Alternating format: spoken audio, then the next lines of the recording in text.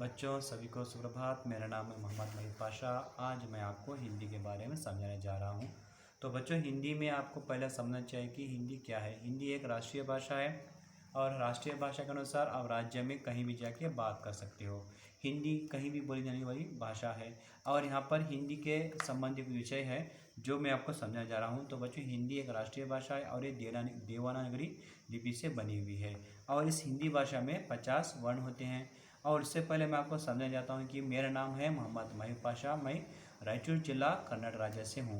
तो बच्चों आप यहाँ पर हिंदी में कुछ सीखने वाले हैं जो महत्वपूर्ण विषय है इसमें बोले जा रहा है। तो बच्चों यहाँ पर हिंदी में सबसे पहले आपको समझना चाहिए कि इसके वर्ण, अगर वर्ण आप समझोगे तो आप हिंदी पढ़ सकते हो। हिंदी बहुत आसान वाली भाषा, बोले जाने वाली भाषा है और सीखने वाली अच्छी और सरलता की भाषा भी है। उसके वर्ण आप सीखोगे तो हिंदी पढ़ने के लिए आसानी होगी। तो बच्चों देखिए यहाँ पर मैं बताता हूँ आपको, यहाँ पर कुछ एक हिंदी के संबंधी कुछ वर्ण हैं।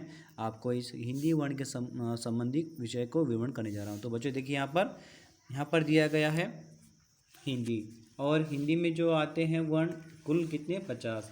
और उस वर्ण के अनुसार आप सोचेंगे कि क्या है ये वर्ण और ये वर्ण के संबंधी किस तरह वाक्य और शब्द और लेखन बनते हैं। तो बच्चों देखिए यह है हिंदी जो राष्ट्रीय भाषा कहलाती है और ये वर्णमाला में कुल मिलाकर 50 वर्ण होते हैं। वर्ण यानी कि ये जो दिखते हैं ना अक्षर, यही होते हैं वर्ण, और माला यानी कि जो कतार। इस टोटल यहाँ पर कुल मिलाकर 50 वर्णमाला है और उसमें विभाग है बच्चों। पहला होता है विभाग स्वर, और उसमें होता है व्यंजन और होता है संयुक्त व्यंजन।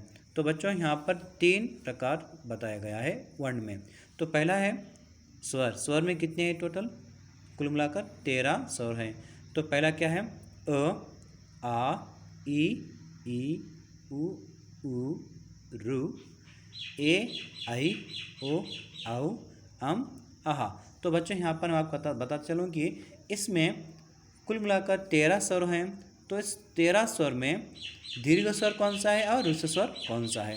अब पहले आपको समझाऊंगा ह्रस्व स्वर कौन सा है। ह्रस्व स्वर यानी कि एक मात्रा में उच्चारण होने वाले वर्ण, जैसे कि अ, ई, उ और रू। तो बच्चों ये एक मात्रा में उच्चारण होने वाले शब्द, और यहाँ पर जो इसे कह लेते हैं ये ह्रस्व स्वर। और दीर्घ स्वर कौन सा होता है? आ, ई, उ, ए, आई, ओ, औ। यहाँ पर ये होते हैं दीर्घ स्वर। जो आपको बताता हूँ मैं आपको, ये जो मैं ऋतु डाल रहा हूँ, शब्द डाल रहा हूँ, ये होते हैं ह्रस्व स्वर। और जो ऋतु नहीं है और ये इनको छोड़कर, यानी कि आ को छोड़कर जो ऋतु नहीं है वो होते हैं दीर्घ स्वर, जैसे कि आ, ई, उ, ए, आई, ओ, औ। और ये जो आ हैं ये कहलाते हैं अनुस्वर और विसर्ग, यानी कि अनुस्वर और विसर्ग को हम इसे योगवाह कहते हैं। इनको क्या कहते हैं? योगवाह। तो बच्चों आप देखिए व्यंजन में देखिए 33 कुल मिलाकर व्यंजन होते हैं क से लेकर ह तक। तो बच्चों देखिए क, ख, ग, घ, ज्ञ, च, छ, ज, झ, ञ, ट, ठ, ड, ढ, न, त, थ, द, ध, न, प, फ, ब, भ, म, य, र, ल, व, श, श, स, ह। तो कुल मिलाकर 33 हैं। तो बच्चों इसमें कुछ विभाग होते हैं। पहला हम बता जाएंगे कि वर्ग, यानी कि वर्गीय व्यंजन कहलाता है, जो यहाँ से यहाँ तक क, च, ट, त, प, ये होते हैं एक वर्ग होता है,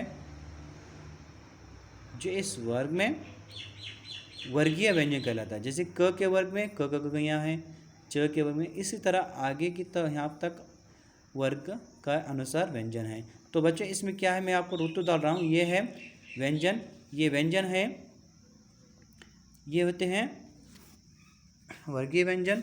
इस वर्गीय व्यंजन को पहले कॉलम क्या कहते हैं? अल्प प्राण कहते हैं, और इसे क्या कहते हैं? महाप्राण, और इसे क्या कहते हैं हम? अल्प प्राण।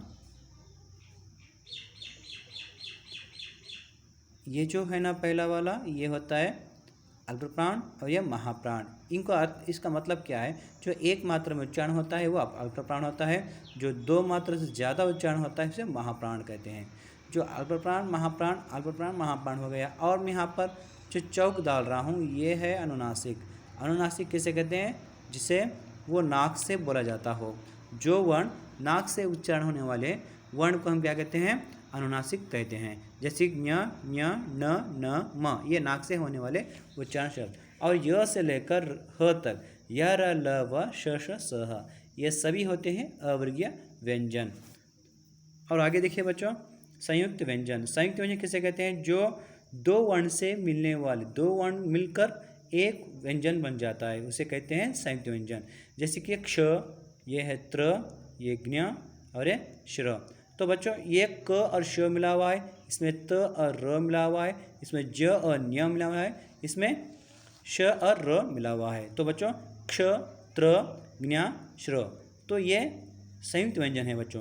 किस लिए कहा जाता है, क्योंकि ये दो वर्ण मिलकर एक वर्ण, दो व्यंजन वर्ण मिलकर एक व्यंजन हो जाता है, जैसे कि संयुक्त व्यंजन कहलाता है। दो व्यंजन वर्ण इसे मिला हुआ आता है। और यहाँ पर देखिए श, त्र, ज्ञ, श्र, ये तो पता चला आपको। और आगे देखिए वर्ण, शब्द, वाक्य, लेखन। तो बच्चों आप जब तक इस वर्ण को अच्छी तरह ना समझेंगे तो आप वर्ण, शब्द, वाक्य, लेखन को नहीं समझ पाओगे। पहले आपको क्या समझना है, वर्ण। जैसे कि यहाँ पर दिया गया है स, फ, ल, क, म, ल, इस तरह दिया गया है, यानी कि ये अलग अलग होने की वजह से इसे हम क्या कहते हैं, वर्ण कहते हैं। जैसे कि स एक वर्ण है, फ एक वर्ण है, ल एक वर्ण है, क एक वर्ण है, म एक वर्ण है, ल एक वर्ण है। तो बच्चों इसी तरह अलग अलग एक ही वर्ण से होने वाले शब्द को, जैसे कि अक्षर को हम जैसे कहते हैं स ये वर्ण है, फ एक वर्ण है। तो बच्चों आगे देखिए शब्द। शब्द किस तरह होते हैं, शब्द वर्ण वर्ण मिलने से शब्द बनते हैं, यानी कि एक वर्ण और दूसरे वर्ण के साथ या एक से एक वर्ण के साथ अनेक वर्ण मिलकर उसके समूहों को हम क्या कहते हैं, शब्द कहते हैं। जैसे कि क, ल, म एक ही रेखा के नीचे आए हैं। ये देखिए यहाँ पर एक ही वर्ण की एक ही रेखा है, मगर यहाँ पर तीन वर्ण पर एक रेखा है, तो इसे शब्द बोलते हैं बच्चों। ये क्या कह लेते हैं, ये शब्द है। जैसे कि कलम, पवन, पवन, कमर, कमर। तो इसी तरह आपको शब्द को पहचानना होगा। जो अलग होता है वो वर्ण होता है, जो मिले हुए हैं उसे क्या कहते हैं, शब्द कहते हैं। शब्द में चार प्रकार होते हैं बच्चों। शब्द में चार प्रकार। पहला होता है सजातीय और विजातीय। तो सजातीय विजातीय दो प्रकार में से, सजातीय में दो प्रकार होते हैं। जैसे कि शब्द में दो प्रकार होते हैं, एक सरल शब्द, एक संयुक्ताक्षर शब्द। सरल शब्द में क्या होता है, दो प्रकार होते हैं, उसमें मात्रा वाले होते हैं और बिना मात्रा वाले होते हैं। और संयुक्त अक्षर में सजातीय होते हैं और विजातीय संयुक्त अक्षर होते हैं। तो यहाँ पर अक्षर के मिलकर वहाँ पर क्या होता है, शब्द बन जाता है। आपको समझना चाहिए कि शब्द में शब्द किस तरह बनते हैं, वर्ण वर्ण मिलने से शब्द बन जाते हैं। और नेक्स्ट देखिए, आगे देखिए वाक्य।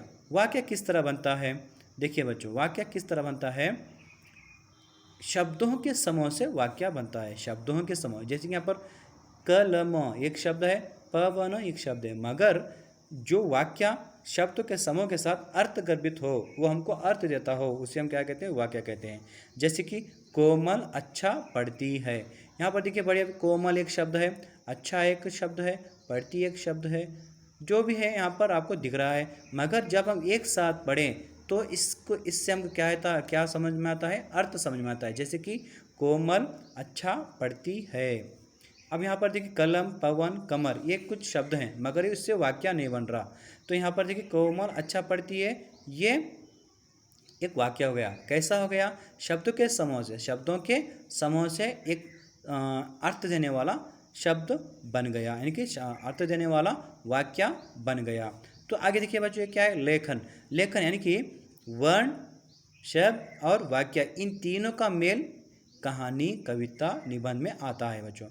आखिर में कहानी, कविता, निबंध कब बनते हैं, जब वर्ण शब्द में आता है, शब्द वाक्य में आता है, तो ये तीनों मिलने के बाद एक कहानी बन सकती है, कविता बन सकती है, या निबंध बन सकता है। तो बच्चों आशा करता हूँ कि मैं आज आपको जो समझा है आप अच्छी तरह समझे होंगे। अगर आपको इस विषय और इसके विषय की जानकारी आपको बहुत पसंद आई है तो इस वीडियो को लाइक करें और शेयर करें, और कमेंट में आपको समझ में अगर कुछ बोलना चाहते हैं तो आप कमेंट में लिख सकते हो। तो ठीक है बच्चों, मेरी वीडियो देखने के लिए आपका बहुत बहुत धन्यवाद।